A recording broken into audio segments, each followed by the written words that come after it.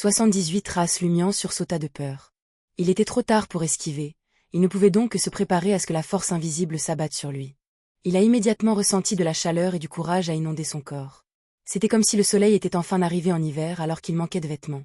À part ça, il n'a rien ressenti de particulier. C'était exactement la même chose que l'expérience vécue au château hier après-midi. Et, en tant que danseur, suis-je réellement indemne? Lumian ne put s'empêcher de tourner la tête pour apercevoir le petit Ryan et la terrifiante Léa. Il réalisa qu'il n'y avait ni brouillard noir ni fumée qui s'en échappait. Peu de temps après, Valentine, qui était sous la forme d'une figure de lumière, a invoqué la création d'eau bénite et a laissé tomber quelques gouttes sur Léa et Ryan. Cependant, ils ont tous deux conservé leur apparence transformée sans aucun signe d'amélioration. La purification et l'exorcisme sont vains? Demanda Lumian. Il espérait déterminer pourquoi c'était possible et pourquoi pas. Ce n'est qu'alors que lui, qui avait déjà reçu une aubaine, saurait à quoi échapper ou feindre que rien ne s'était passé lorsqu'il rencontrerait quelque chose de similaire dans le futur. Ryan lui expliqua brièvement, la purification et l'exorcisme ne sont pas tout-puissants. Le pouvoir correspondant est dans la catégorie du mal. Par exemple, l'aura de dépravation et tous les morts vivants. Ce dernier n'est pas nécessairement mauvais, mais il est incompatible avec le monde réel.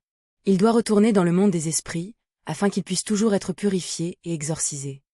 Tout comme notre définition d'un dieu maléfique est basée sur son style d'action, le pouvoir d'un dieu maléfique n'est pas nécessairement maléfique. Lumian réfléchit grossièrement et demanda pensivement. Le pouvoir de l'inévitabilité, n'appartient pas au mal, et cela ne signifie pas non plus la dépravation? Il n'y a donc aucun moyen de le purifier ou de l'exorciser. Oui. Valentine l'avait déjà affirmé lors de sa précédente tentative. À première vue, il est normal que je puisse résister au halo. Mais pourquoi l'eau bénite peut-elle activer le symbole de l'épine noire sur ma poitrine et me permettre d'entendre le son terrifiant? C'est parce que la corruption du sceau ne m'appartient pas pour le moment. C'est incompatible avec mon corps, ce qui rend mon corps impur. Il faut donc le purifier? Lumian a fait une supposition. Il avait voulu prendre comme exemple le berger Pierre Berry, qui avait déjà reçu une aubaine, pour demander si la mutation du corps était aussi dans la catégorie du mal et de la dépravation, mais la situation actuelle était plutôt urgente, donc il n'avait pas le luxe d'aborder le sujet. Lumian a essayé de marcher jusqu'à la porte du sous-sol. Après avoir fait 2 pas, il a soudainement entendu un bourdonnement dans ses oreilles. Il pouvait vaguement entendre une voix qui semblait venir d'une distance infinie mais qui semblait aussi être juste devant lui. Cependant, ce n'était pas assez clair et c'était très flou. Cela ne fit que réchauffer légèrement sa poitrine et son esprit entra dans un état de désordre. C'était très similaire à la fois où il a vu Noodleman danser. Cela a permis à Lumian de confirmer que le symbole de l'épine noire sur sa poitrine avait été partiellement activé. Il pivota rapidement et regarda Ryan, Léa et Valentine, pour constater qu'ils ne réagissaient pas anormalement. Lumian fut immédiatement découragé. Il croyait à l'origine que les 2 symboles sur sa poitrine pouvaient supprimer et affaiblir les Beyondés dans une certaine mesure, mais à première vue, il ne pouvait cibler que les monstres dans les ruines du rêve, en particulier ceux qui avaient été accordés par le propriétaire du symbole de l'épine noire. Bien sûr, il n'était pas sûr que l'activation complète du symbole sur sa poitrine affecterait les Beyondés environnants. Mon état a-t-il changé? Il a demandé à Léa et aux autres. Non. Léa et les autres secouaient la tête à l'unisson. Lumian hocha indistinctement la tête et affirma 2 choses. Le premier était le symbole de l'épine noire sur sa poitrine, ou plutôt, la corruption du dieu maléfique scellé dans son corps. Cela pourrait en effet l'aider à résister à l'anomalie dans la cave. Deuxièmement, la chance était de son côté. Il était affecté par la puissance du présent. Après quelques secondes, Lumian a tenté de faire un pas en diagonale. La légère chaleur dans sa poitrine ne s'est pas affaiblie, conservant son intensité précédente. Des changements cette fois? Il a demandé à nouveau à Ryan et aux autres. Léa fut la première à secouer la tête. Tu vas bien? Lumian expira et marmonna intérieurement. Avec la protection du symbole de l'épine noire, je peux me déplacer librement ici. Le berger Pierre Berry et compagnie devraient être les mêmes. Attendez, le padré n'a pas encore reçu de bénédiction. Il n'y a pas de symbole d'épine. Comment est-il arrivé indemne à l'hôtel? Gardant cela à l'esprit, Lumian saisit quelque chose alors qu'il tournait son regard vers le sol. Avec l'aide de la lumière de Valentin, il a vu de nombreuses empreintes de pas en désordre que les humains ordinaires ne pouvaient pas voir. Hormis un petit nombre d'entre eux, qui étaient partout, ils suivaient un certain schéma et s'étendaient jusqu'au devant de l'autel. Lumian chevaucha immédiatement l'empreinte la plus proche, et la légère chaleur dans sa poitrine commença à s'affaiblir. Cela signifiait qu'il était revenu au présent. Comme prévu, il existe ici un itinéraire sur qui mène au présent. Lumian devint soudain très heureux. C'était parce que les 3 puissants Beyondés, Ryan, Léa et Valentine, ne l'avaient pas découvert, et lui, un simple chasseur, l'avait trouvé. Cela lui rappelait quelque chose que sa sœur Aurore avait dit, chaque voix a ses atouts. Avant de devenir un demi-dieu, la séquence 9 de certaines voix peut l'emporter sur la séquence 5 d'autres dans certaines situations. Lumian s'était initialement senti inférieur et supprimé, inutile devant les puissants Beyondés au cours de ses 2 derniers jours d'exploration. Maintenant, il avait retrouvé une bonne dose de confiance. Trouver de faibles traces dans la réalité est la spécialité d'un chasseur. Peux-tu? Bien sûr, Lumian n'a pas oublié qu'Aurore a ajouté, mais il y a des voix bonnes dans tout. Il rassembla ses pensées, se retourna et ordonna à Ryan, Léa et Valentine. Faites un pas vers l'autel en même temps. Ryan et les autres étaient clairement perplexes. Ils ne pouvaient pas faire aveuglément confiance à Lumian sans savoir pourquoi. Lumian ne pouvait qu'expliquer. Regardez attentivement le sol.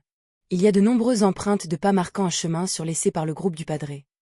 Ryan, Léa et Valentine, dépourvus des capacités de Lumian, pouvaient à peine voir une trace dans la faible lumière du soleil.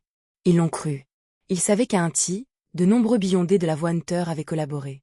Certaines séquences étaient capables de détecter des signes faibles. Suivant les conseils de Lumian, ils ont parcouru l'itinéraire sécurisé. Instantanément, Lumian a vu Ryan reprendre de la hauteur, Valentine s'assombrir et le visage de Léa se normaliser. Ils étaient revenus au présent, n'étant plus piégés dans le passé ou le futur. Lumian a facilement rejoint l'équipe sur la route sûre. Il a souri et a dit « Plus de dérapage. Il n'y aura peut-être pas de retour si quelque chose tourne mal. » Il imitait le ton de Ryan et pensait que cela correspondait à leur situation actuelle. Typiquement, son attitude l'aurait amené à se moquer d'eux. « Ah, es-tu aveugle? Tu ne vois aucun des signes évidents?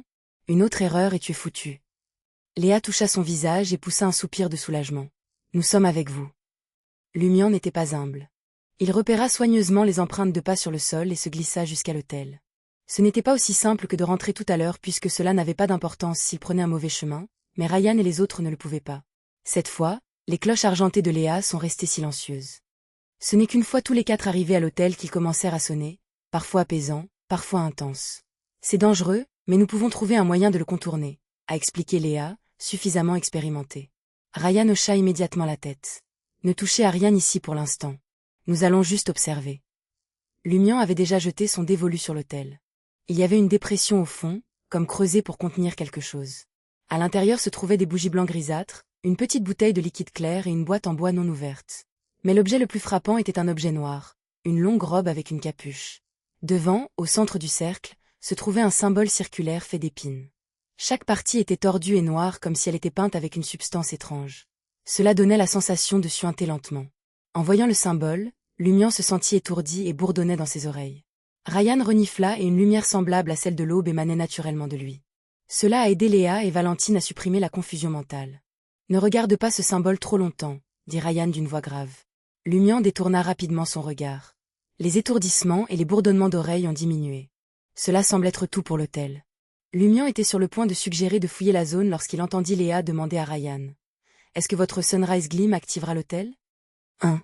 Lumian tourna la tête et regarda à nouveau inconsciemment l'hôtel. Ding ding ding. Le voile et les bottes argentées de Léa sonnaient durement, un avertissement urgent. Dans le même souffle, la robe noire de l'hôtel bondit comme si elle était habitée par un être invisible. Oh! Un vent glacial souffla. Lumian aperçut des visages transparents sous le capot, des têtes féroces et déformées irradiant de haine. Ils se sont rassemblés dans une gestalt étrange et terrifiante. Lumian reconnut un visage, pâle, enflé, avec du sang et des larmes coulant dans les yeux. Raymond. Lumian esquiva derrière Ryan, indifférent à un examen plus approfondi. Sauvez-nous. Sauvez-nous. Les visages translucides hurlaient à l'unisson. Leurs cris aigus transpercèrent Ryan et les autres comme des aiguilles, menaçant de les faire tomber. Valentine était impassible. Les bras écartés, il invoqua du ciel un pilier de lumière sacrée couronné de flammes. Il atterrit sur la robe noire. La lumière a éclaté. Lumian et Léa fermèrent les yeux par instinct.